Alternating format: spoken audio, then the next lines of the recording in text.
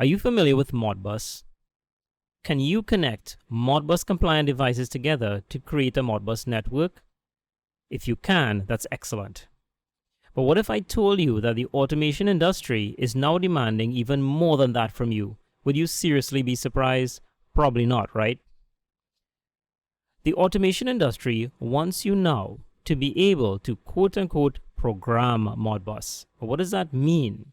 Well, here are a few examples.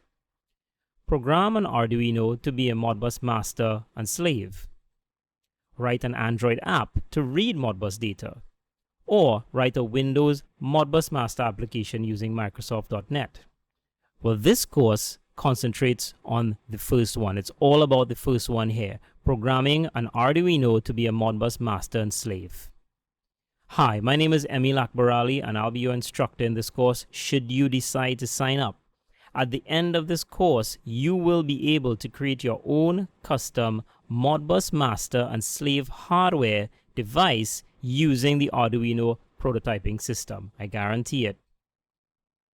You are going to build, configure, and program an Arduino microcontroller board to do the following.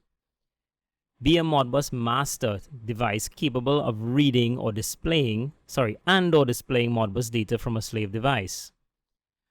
Be a Modbus master device capable of writing Modbus data to a slave. And finally, to be a Modbus slave device capable of being read by any Modbus master application. Really, really powerful stuff. You will be using the Arduino IDE to write the code that you see below. I will take you through all of the code, explain all of it, explain how it relates to the hardware, every single thing. All of the code will be downloadable, right? At the end of this, you will be able to create your own Modbus master and slave devices using the Arduino. I guarantee it.